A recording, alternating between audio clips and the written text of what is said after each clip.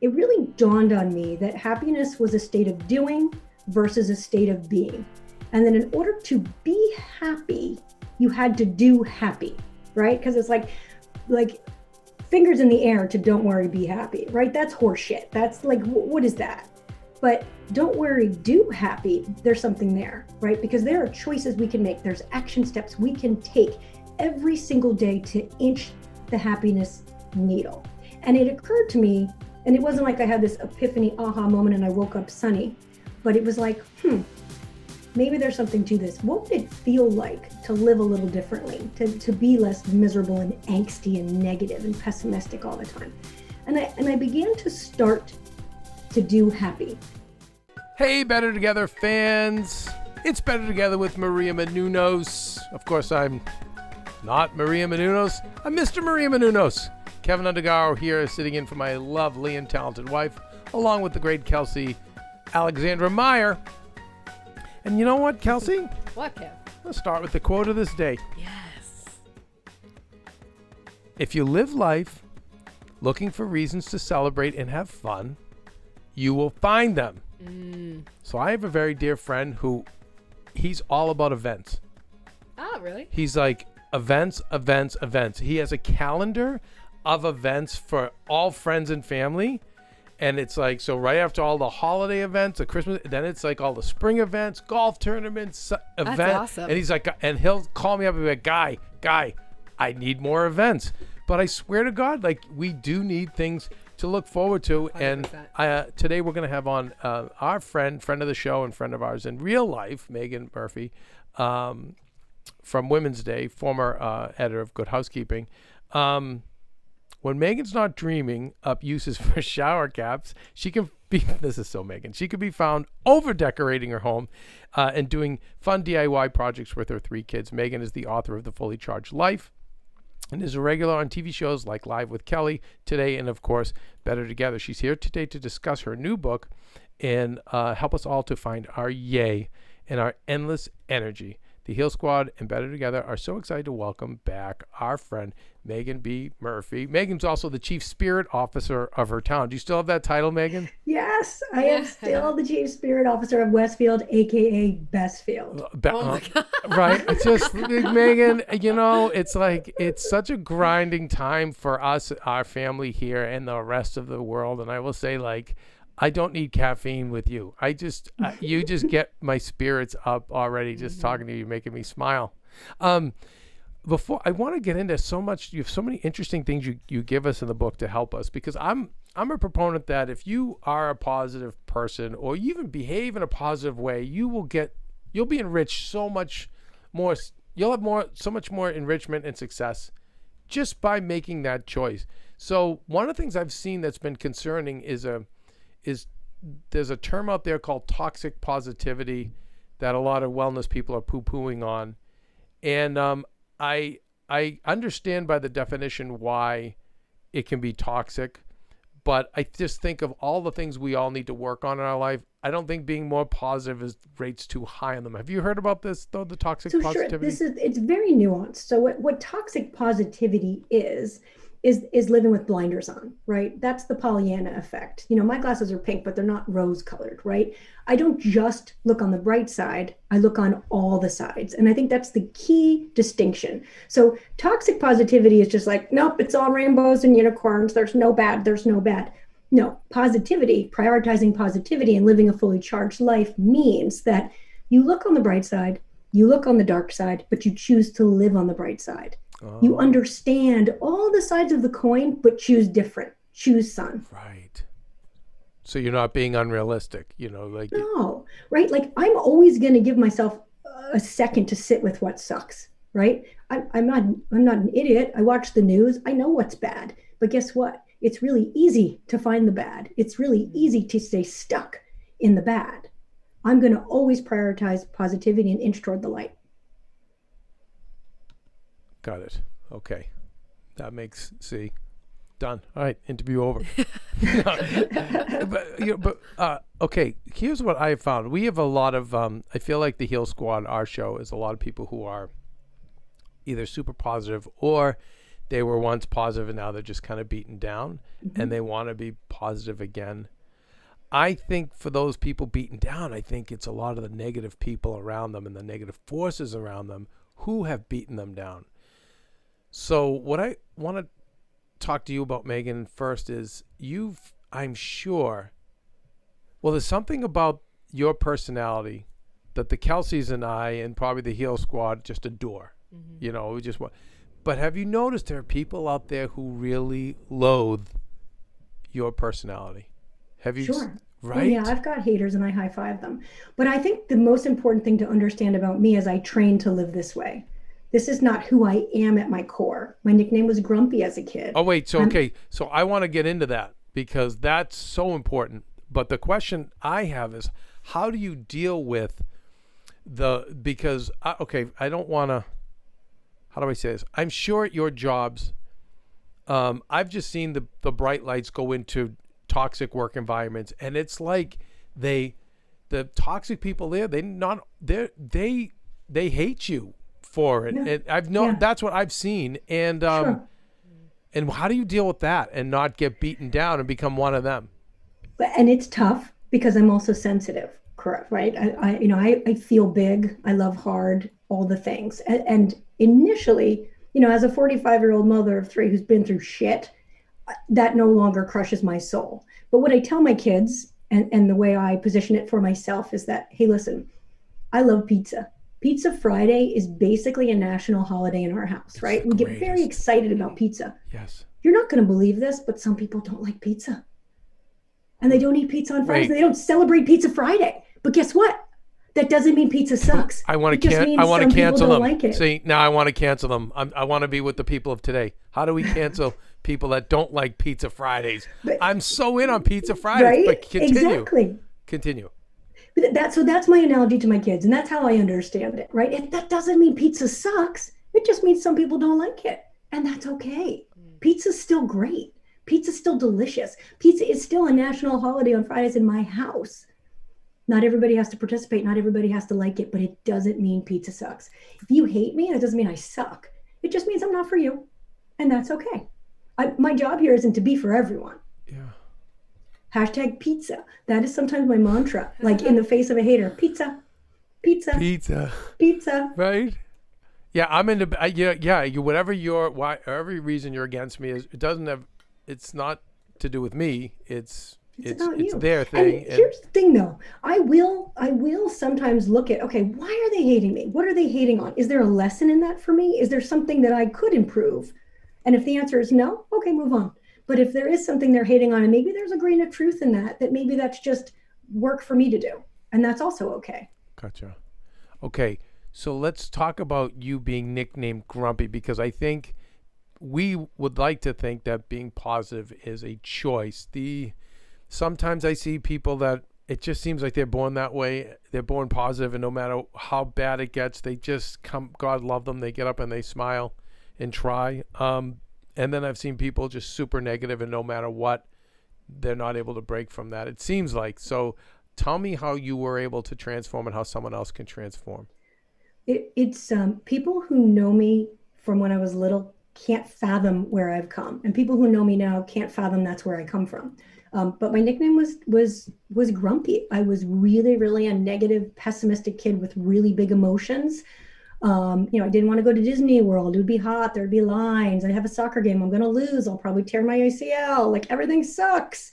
And I had these big surges of emotion. And I wound up getting a raging eating disorder to try to quiet them, right? I mean, I was a mess as a kid because my negativity, my emotions, my anger, I couldn't process all of these big feelings. And so I became really good at anorexia, and to the point where I passed out on the soccer field my junior year of high school, was rushed to the hospital, wound up in an eating disorder program. And my best friend and I were tandem anorexics. So we were both simultaneously, starving ourselves, taking laxatives, exercising for hours, and our parents were friends. And so her parents decided to put her in the same eating disorder program. She called me before she was going to be en route to go to the program. And, I'm like, it's not that bad. We're like, just get here. We'll get through it, whatever. Tragically, she jumped out of the car and died en route to the hospital program with me. and I'm 16. I'm in a hospital with an eating disorder, and now I've lost my best friend. It's the first real loss I've experienced in my young life, and I feel guilt. I feel overwhelmed, extreme guilt, and so I wound up obviously healing a bit through therapy, so I was a functioning human again. But I moved out of my house and moved out to live with my aunt and uncle because I couldn't go back to school. I couldn't face anyone. Right. And it was there that I wrote a really powerful essay on overcoming adversity and what I had been through.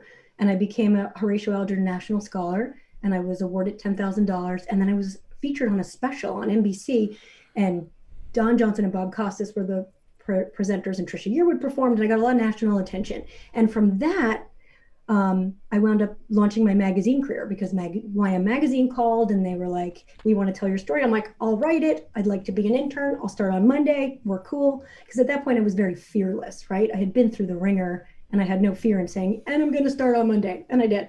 And it was in that moment that I learned that making your mess your message and living with your cab light on really opens your world up to so much magic. And so from there, I was, now an intern at YM Magazine, ultimately a contributing editor at YM Magazine, went on to be one of the founding editors of Teen People.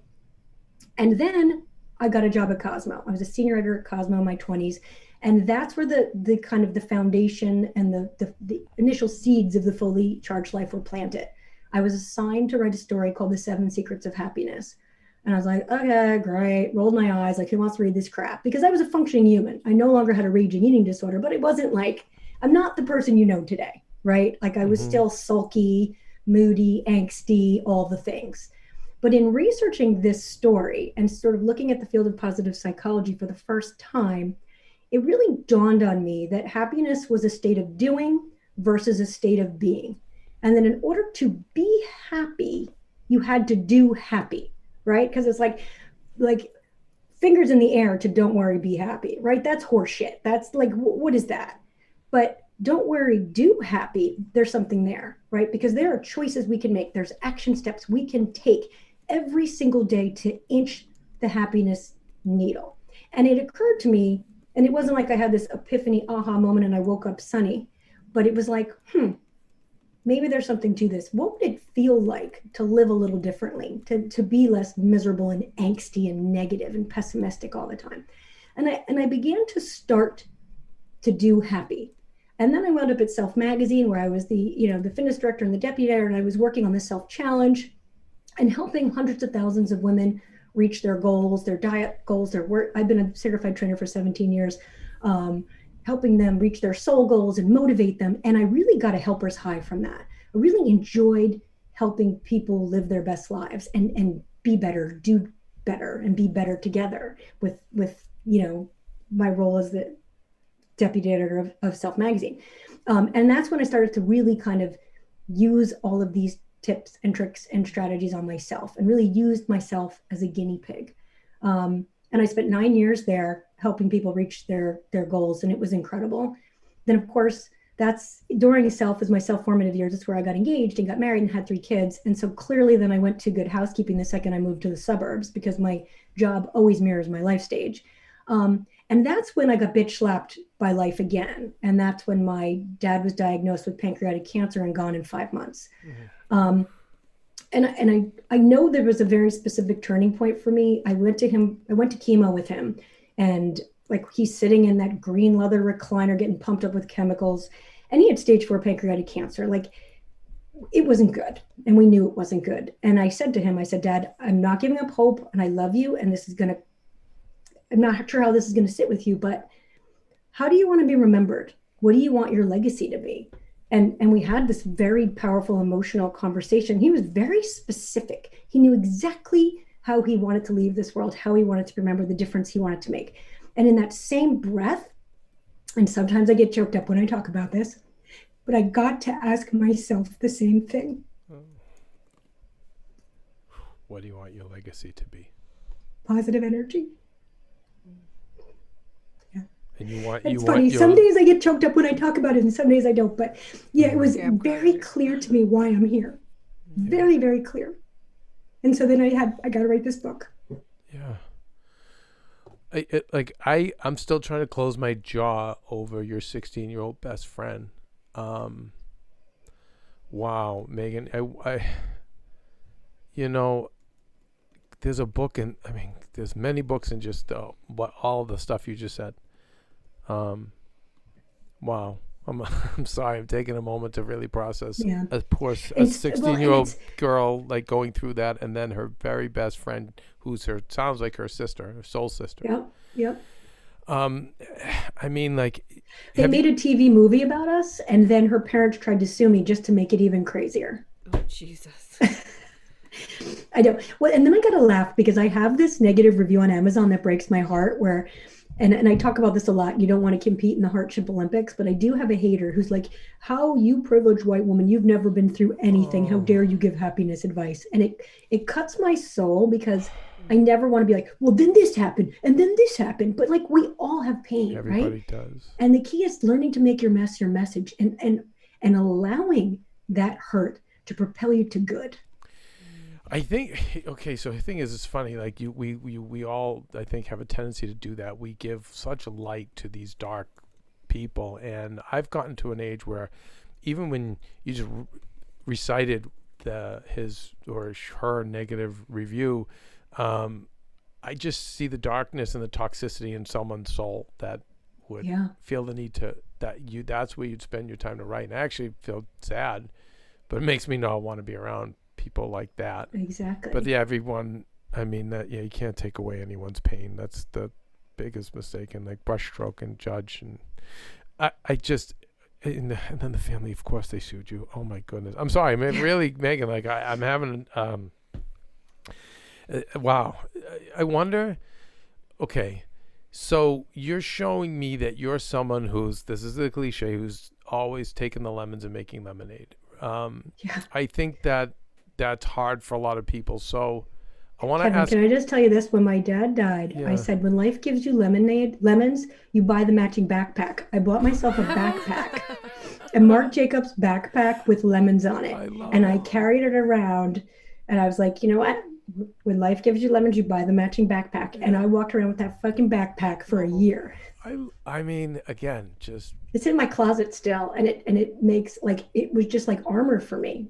The book during my intense grief. The book is The Recharged Life. I'm just saying, there's just so many of these gems that are in there. Like it would probably take like 10 episodes to cover all of it.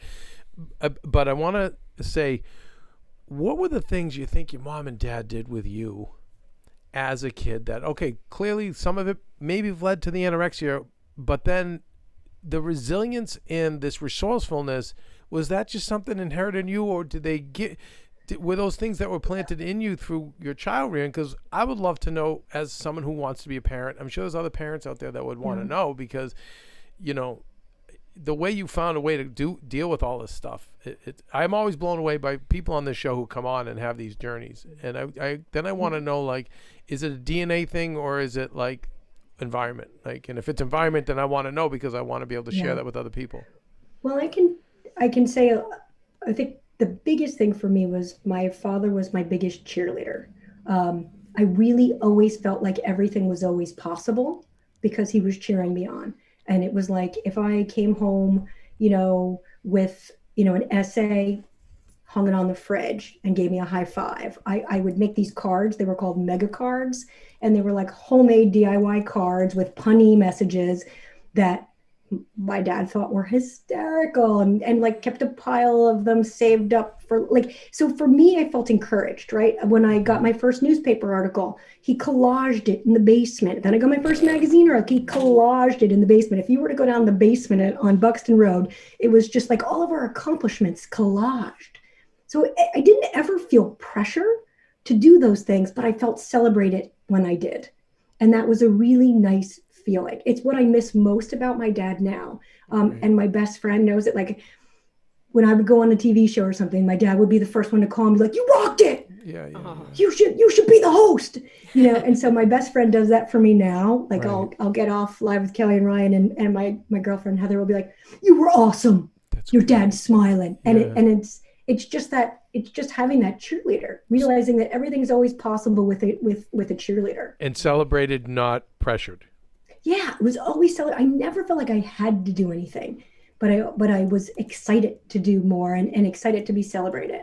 And I also grew up in a very celebratory home, and it's something that I've created for my own family, that we always holidayed hard, right? There were always decorations. You know how much I love Christmas, Yes. Kev. Like Yep. there was always a holiday explosion, and there was it was always a very creative environment. I can remember my mom just taping paper to the kitchen wall and giving us paintbrushes, and like there was always just an appreciation for expressing yourself and celebrating. And birthdays, like you would come down on there would be homemade signs everywhere and balloons, and it was like it wasn't about the gifts, it was about the celebration. Right. And making sure that the people they knew you were loved. You knew you were loved. And then the final thing I'll say, and I've really done this with my own family, was that we were treated like a team. My dad called us the circle of five.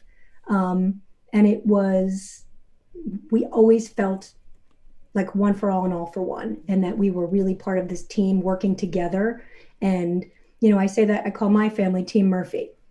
We've all got different strengths and weaknesses. My husband and I are co-captains. Yeah. His role on the team, he cooks because he's better at it and he enjoys it. I clean because I find it therapeutic and it's like a moving meditation for me. Everybody has their different strengths and weaknesses.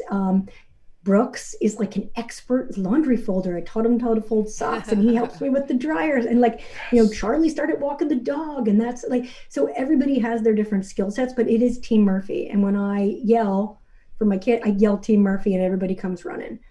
If one person's in trouble, everybody's kind of in trouble because we function like a team. My favorite part about this is that I've seen my friends and family mirror this. So I talk about it in the book. There was one Christmas where I got 10 cards that came from Team DiMattina, Team Serraro, Team Nathanson. And I was like, yes, that's the biggest compliment, is that other people are now treating their families like a team. Yeah. And I'm going to, but I've always felt that. I just never named it, but I've always seen in families, by the way, in companies, any group, team, and everyone has a role. Now, it doesn't mean you have to be forced into that role, but I love that you're giving your kids purpose. You're giving them tasks. You see what I see in a lot of families is just the teamwork's left on the mother or the father or both, and the kids just get a free pass.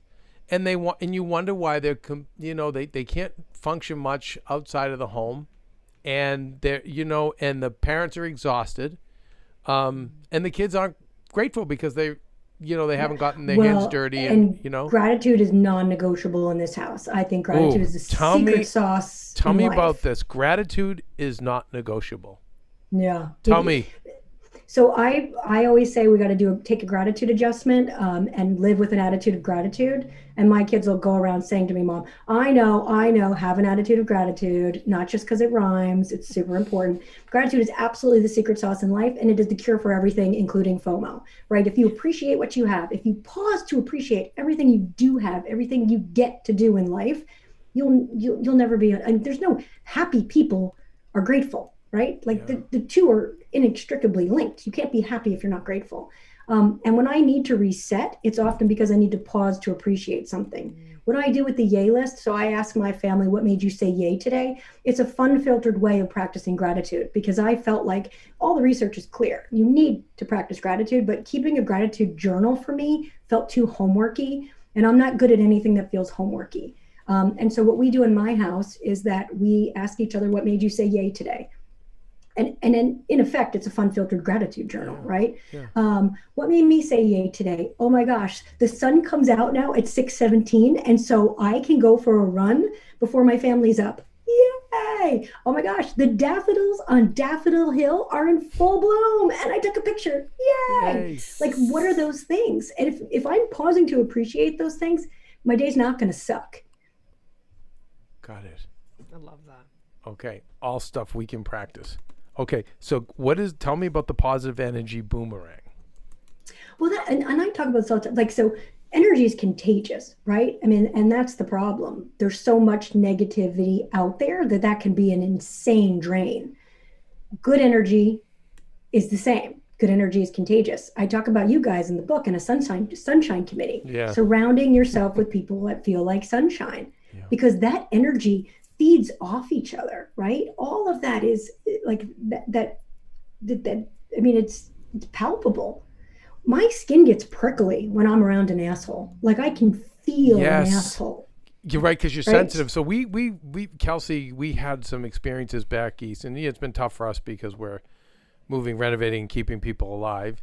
And we had some people in the house, and Kelsey was like, Kevin, it's because we're all so sensitive that this dark clearly is. That's why it's bringing everybody down. You feel it. You feel it, and so, yeah, I even feel it as I think about it. Yeah.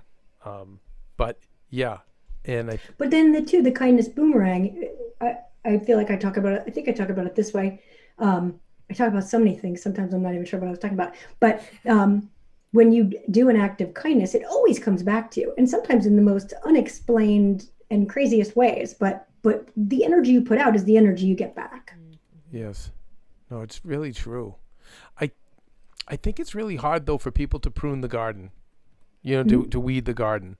Do you feel like you're always weeding your garden? If people, meaning it, like in terms of turning the soil over, bringing in new people, and maybe people that are no longer aligned with your beliefs or make you feel good or whatever, or toxic, and pandemic has been really good for that because, right? It's been like the great life edit, right? Like, okay, I can't see people. Who do I miss? Who don't I? Right? I mean, for me, it was like, okay, we were on lockdown for how many months? Who do you miss? Who do you miss seeing? Like, this makes it very clear who filled your bucket and who didn't. And I don't waste energy on toxic friendships, energy vampires, things that don't fill me. I ain't got time for that shit, right? Like, I do a pretty consistent edit. And how often do you edit? I do. I've only had to do one dramatic edit where I was like, this is just not working. I don't like who I am with this person. Right. I don't like who I become, right? Like you imagine you're with someone and all of a sudden you're gossiping and you're like, wait a second, I am gossiping. I don't gossip. I'm getting pulled into this negativity. Because here's the thing, negativity loves company, right? Yes, it does. And yes, it does. The second you hear somebody talking smack, it's very easy to just get stuck in that. And all of a sudden you're like, oh my God, I just talk shit too. Who am I? Because you want that, validation. Right. And it's funny. I think I don't think people have perceived the pandemic as the great life edit. I think that's genius. And what we keep seeing on the show here is an awareness that our guests, our experts have, that the rest of us don't have. So you're aware enough to go, okay, pandemic, this is the great life edit. Now I can assess who gives me energy, who doesn't. But most of us don't do that. We just power through. Yeah. We just white knuckle through everything. And I think it's I love it. Looking at the pandemic like a life edit. And now all of us can look back in these times and say, who really gave us energy? Yeah. Who didn't? Who do we miss? Who do we maybe don't miss so much? Yeah. I call it the pandemic pause. And a pause in life is so powerful, right? And it gives you this chance to decide who you want it to be when the world pushed go again. Who do you want to be when the world pushes go again? Interesting. It's a choice. It is a choice. Wow. I don't know why I can't get the your childhood experience out of my brain. You leave this high school, and do you end up ever going to any reunions or reconnect with any of your classmates? I mean, I would think that you grew up with these people. That must have been hard too. Well, it's kind of neat, Kev. And I love how the world I love the energy of the world. I am actually going to be doing a book talk for Summit Medical, commissioned by someone who I went to high school with, who's now like organizes their book talks, et cetera, with a bunch of the girls who I went to high school with who I haven't seen in 30 years. Wow. Isn't that crazy? So I haven't seen any of them in 30 years, and I'm doing a book talk because they all read the book and were really moved by the book and are really obviously chiefly aware of my transformation and are like obsessed with the book. And so I'm doing this book talk for like 250 women, but it will also be these 20 or so women I went to high school with and haven't seen since I was 16. So, So more than, so that's, I can't do math that well, but that's like more than 30 years, right? yeah. And also like, we're not considering, or maybe you have, the trauma on them. I'm sure. I Right? consider that and I think about it too now. I think about the trauma. My sister and I are 18 months apart. My brother, I'm married to my brother's best friend. My brother, like, this was their big sister. I mean, Yeah. my brother was the one who had to tell me, like, he had to be the one that relayed the information that, oh my gosh, she's gone. Because the parents had called and he called me. It was like a weird chain of command. But my brother was my young brother. I was 16, he was 13-year-old, was the one who had to give me the news, which was, I can't fathom what that was like for him to have to deliver that. Oh my goodness. Poor And it's surreal, like a TV frickin' movie. It was a Lifetime movie, unauthorized Lifetime movie. And then to get served with court papers from her parents, who at first wrote me these beautiful letters like, we support you, she loved you, you got to get through this, now are suing me for having written about it and talked about it, because I got one that wrote the essay, and then I was in YM magazine, and then they tried to sue me. It was. Did they win the suit, by the way? No. I didn't think so. No. They were poorly advised. They needed someone involved in their life to say, you've already lost one daughter, and now you're going to put more darkness where you should embrace your second daughter. Like this person is what's left.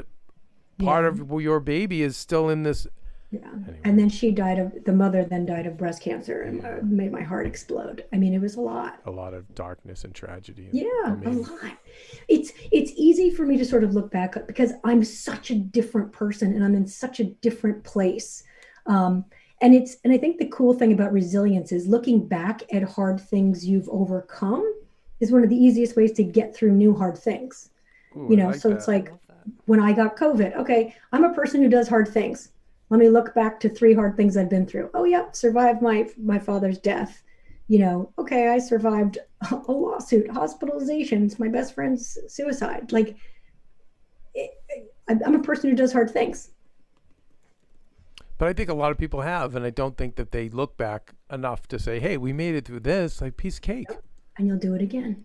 It's a research proven strategy. Flashing back to hard things you've done helps you get through hard things in the future and the now. Wow, I like that technique. How do we become the boss of our brains?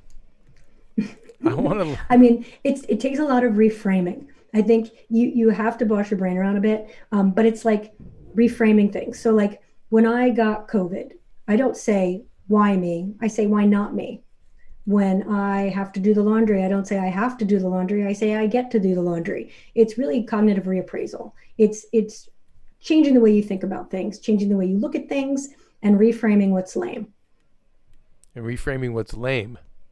Yes. So basically what I say is what I'm good at, and what I think the book is good at, is fun filtering science, right? If I told you cognitive reappraisal really works, you'd be like, oh yeah, cognitive. But if I say reframe what's lame, here's how you do it. The advice sticks. It makes it more actionable. Okay. I want to give you news you can use in a fun filtered way. Okay. So how do we reframe what's lame? So that's the trick. You can take any situation and kind of silver lining it. It's sometimes as simple as changing have to's to get to's. Why me's to why not me's, right? In any situations, how do you look at it differently? Gotcha. By the way, I'm proud of myself because a lot of the stuff I practice, Megan. Well, that's why that's why we gravitate toward each other, right? Oh, I mean, we need more of you. Is it true that did the mayor of the town rename a street after you guys? Did I hear that? No, they did it. They rename our street during Halloween, but it's only for Halloween. And what do they name it? We do the Addams Fest and the Addams Family, so all of the street names have Addams Family names. Oh my goodness! Now, so do you guys go crazy with the Christmas lights too? The neighborhood? We go crazy for everything. I know you do. Halloween was insane insane because I did it for the Today Show and I photographed it for the magazine. Mm-hmm. So my Halloween house was the sickest thing that ever happened. It was the sickest thing that ever happened.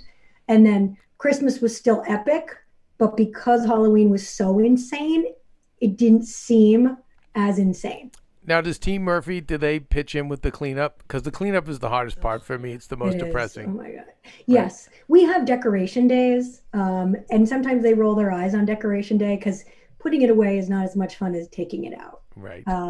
But yes, they're into it. Team Murphy holiday is hard, and they're my daughter's now 10, my middle guy is 9, and then my baby is 7. Oh, so they're young. But what a great way to learn. And by the way, you can make those days fun too. I'm sure you have great food that day, right? Like you make it that's part of the party.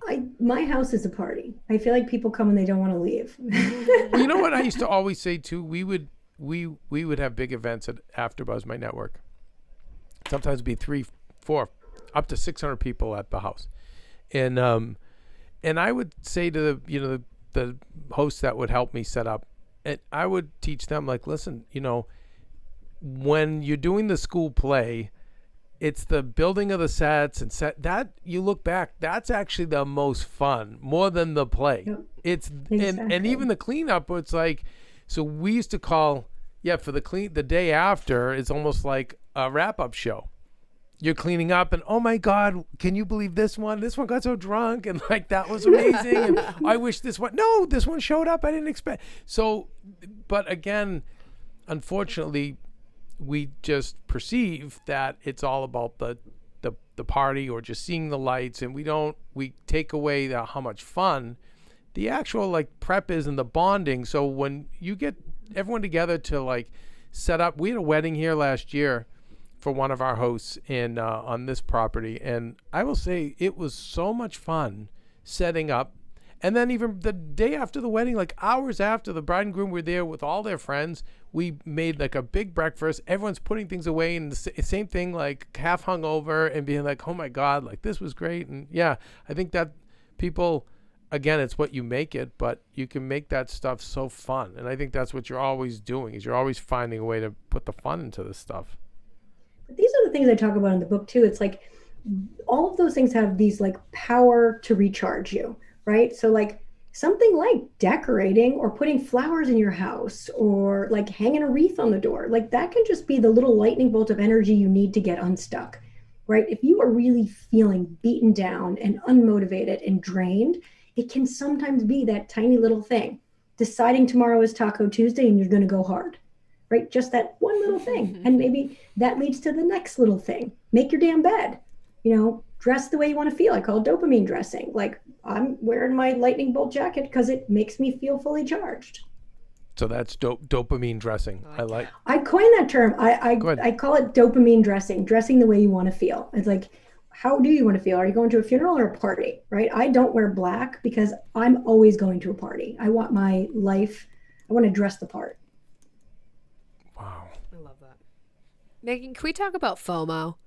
She already told you how to do it, but no, she already told you how to beat FOMO. You missed it. No, I listened. Thank God I'm here taking notes. I listened. I wrote it down, but I want to get more into it. Yeah, Maria's massive FOMO. Attitude of Kelsey gratitude. has massive FOMO. Help us with FOMO. Okay, well, and I had to tell my mom FOMO means fear of missing out, because some generations don't know that FOMO is the fear of missing out. And I think it's interesting. And I really, truly believe gratitude is the antidote for FOMO. Because if you are absolutely present and appreciating exactly what you have and who you are and who you're with, then it really doesn't matter what somebody else has or what someone else is doing or where someone else is, right? And if you do start to experience FOMO, to me, it's a gift, right? If I'm scrolling vacation pictures and I'm looking at someone and I'm have these pangs of FOMO, it means maybe I need to book a vacation. If I'm scrolling and like whatever it is that you feel like you're missing out on is about maybe something you need. Ooh. And maybe that just is you're not appreciating what you already have, or maybe that it's a sign that you need to fill your life with more of that. Does that help you? Like that. That does help me. I talk about this in the book. There was a time where I knew a couple of families were having a picnic, and I was like, oh, we were snuggled up on the couch. We were having a good Sunday, but then I'm scrolling Instagram and I see these other families are having a picnic. And for a minute I was like, I'm missing out. What the hell? Like, and then I was like, wait a second. What am I like? Am I mad that I don't have plans? Like, is that the signal to me that I should have made plans or I didn't make plans? Or can I just be grateful for the fact that I'm snuggled up on the couch with Team Murphy? Right. Why isn't that enough? It is enough. Right. FOMO gone. See, it sounds like I need to book a trip to Mexico. That's Maybe what I'm need hearing. to go to Mexico. Kevin's rolling his eyes. That's Maria's answer to everything.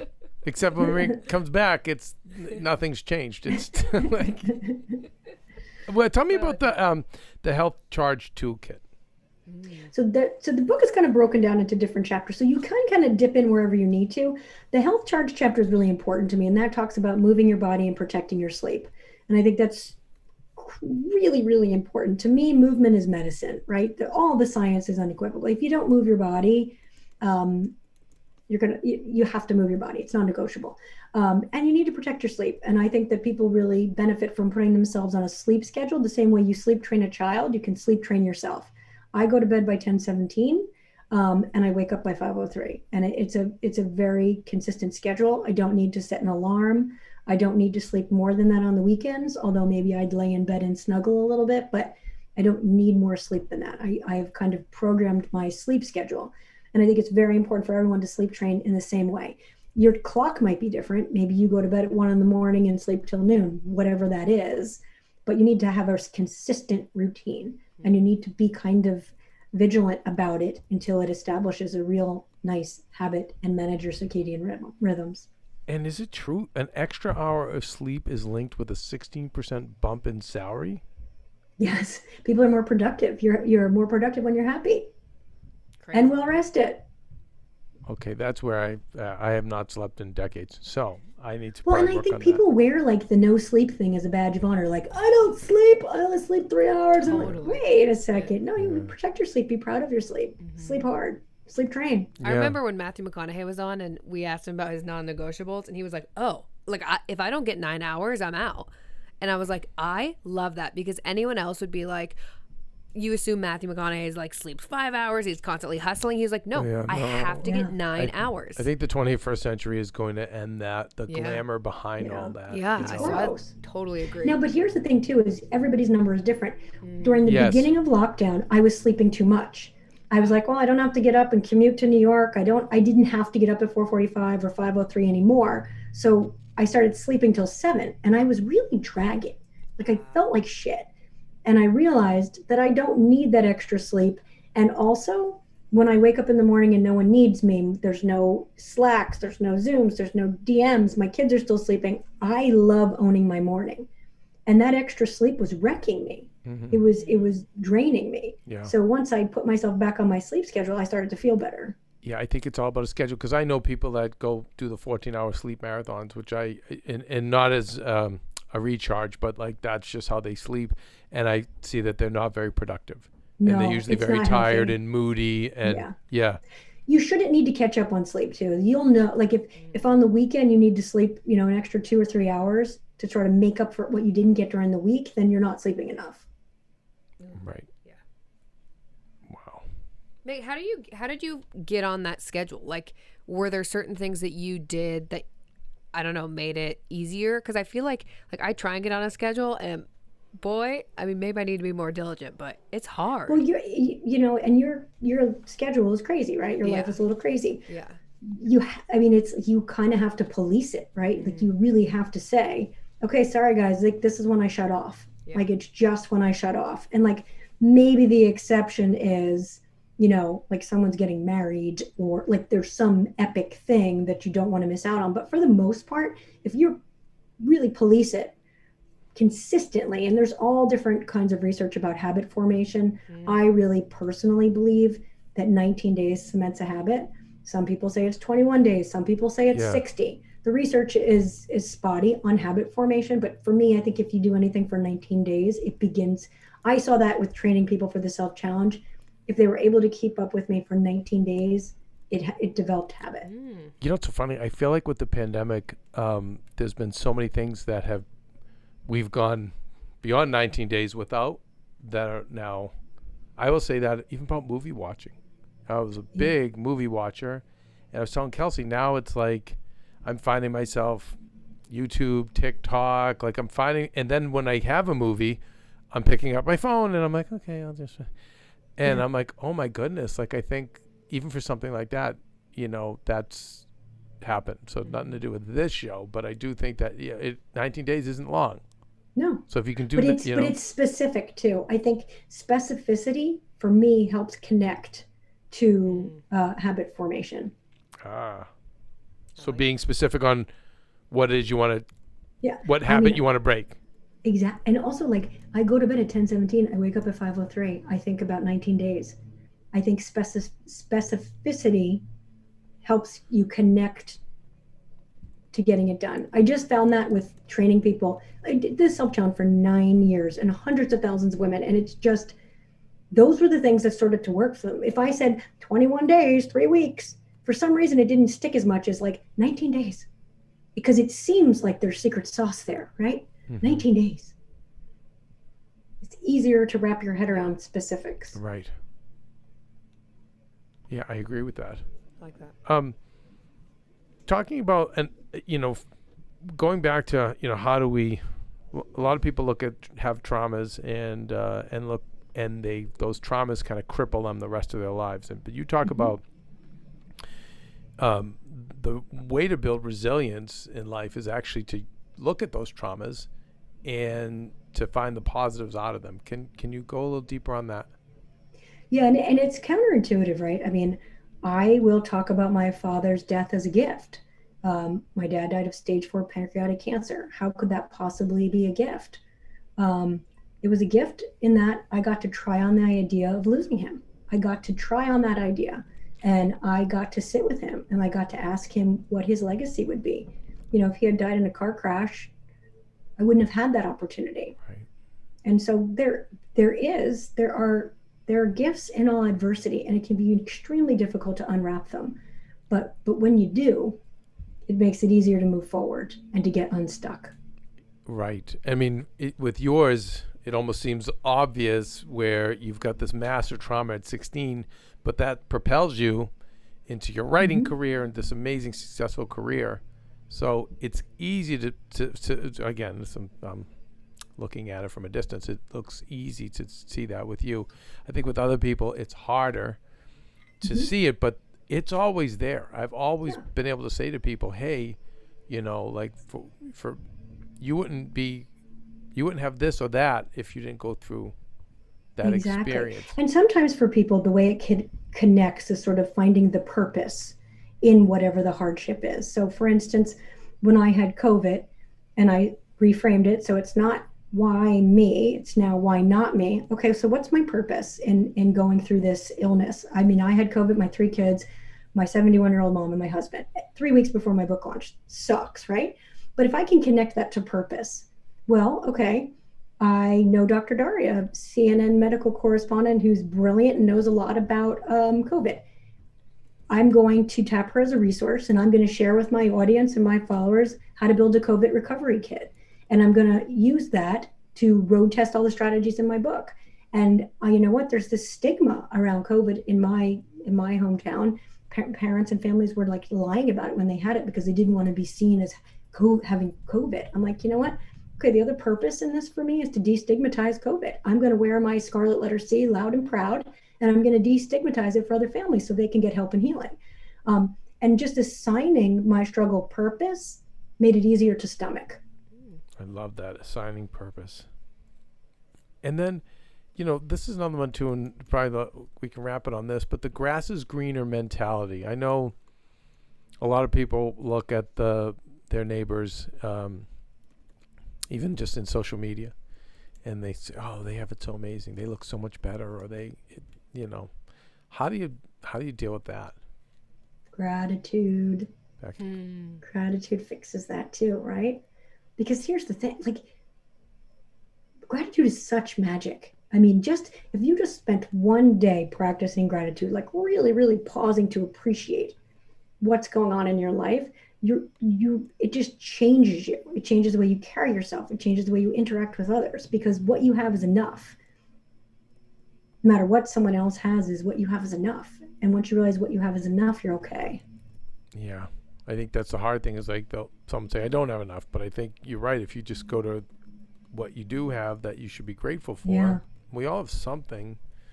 Everybody has something, and like that's the thing. It's like, what is your yay? It doesn't have to be big and sweeping. It can be small.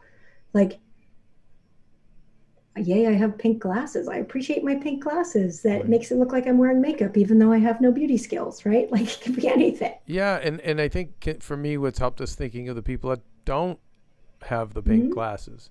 Don't have Yeah. glasses at all. Exactly. Can't like, see. How lucky am I? I have my eyesight. Right. You know, I have the luxury of middle age to share this, but I probably didn't subscribe to it when I was younger, but now it's always about, well, God, look what we have. Look where we ended up. Like, look, you know, Yeah. so many great things in this book, Meagan. And like, I'm so grateful we're friends. So grateful that we could have you on the show. The book is Your Fully Charged Life. Thank you. Your Fully Charged Life. And it's available on Amazon and wherever you get. By the way, look, I love the colors too. Did you pick out the colors? Yeah. And then I got a tattoo on my wrist to match the bowl. Of course you did. Yes, I cute. did. Wow. Well, Meagan, there's so much in this book, I think, for people that even just goes beyond how do you get more energy out of life. I think and especially now during the pandemic, I think this is a great read for people out there that want to come out of this all in a better way. Because who doesn't want to, right? I mean, like, we all feel like we're coming out of it in a worse way. I'm of the belief that it just is what it is. And I think that there's a lot of better that can come out of all this. Yes. And it's an opportunity. And resets can be cool. Yeah. Don't you like it when you hit the reset button, everything's clean and we start fresh? Exactly. You know, that's how I see it. Anyway, Meagan B. Murphy, we love you. And we will, as we say in Boston, we will see you shortly. You know what? I think we need you to take us on a tour of Sturbridge Village. Yes. I'm just going to throw that out there. Kevin and I have been wanting to go. Megan's our perfect person. Right? Have you been to Sturbridge Village? Really? No, what is it? Oh, I don't know. It's in Connecticut, and like I remember just going as a little kid. It was like everyone dressed from like the 1700s. Oh my I God, can't I believe want to you do haven't that. heard of Sturbridge Village. You're Connecticut, right? No, Jersey. Oh, Jersey. That's probably why. Jersey. Jersey. So, because we have our friend taking us. And then I go like this and beat my chest because I'm so Jersey. So maybe, with you, let's go to the T-shirt store from the Jersey Shore. Oh, yes, please. She'll take us to that, and we'll get some gelato, and then we'll stay and we'll rage at the clubs. Yes. I'll unfortunately have to get beat up, but I'm going to take it for the team to be Thank part of the you. experience. And that's it. That's amazing. And that's it. Love it. Yay. Meagan, we love you, and we will definitely Thanks so much for having me. I appreciate it. definitely talk to you soon. Well, Well, that we'll give you a little inside baseball here, but usually we say goodbye to our guests, and then we do this close, and they generally turn into coaching sessions. yeah, they have a sense you've been on. Yeah. So, but It's great, though. Yeah, it's just I'm really tired now. I know. Now you're drained. But she's worth it because she's a great person, and what great takeaway. I know. I mean, I really think for me the one major thing is gratitude. And I liked what she said too, because I'm of the mindset that I also won't do stuff if it sounds like homework. It's like, okay, gratitude journal sounds like homework. But the little gratitude list, or even just taking up, like, if you feel out of whack, like pausing and just taking that moment. It doesn't need to be every day. It doesn't need to be every week. It's when you feel out of whack, then you go to that place. Pause. So I really liked that. So much of it goes back to all the guests on our shows who've been saying about taking that pause, having that awareness. Yeah. And then I remember, what was Randall Emmett's wife? Kent? You know, Lala Kent was like, I think she goes to bed with, she makes a list of what she's grateful for that day, and then she wakes up with a list of intentions.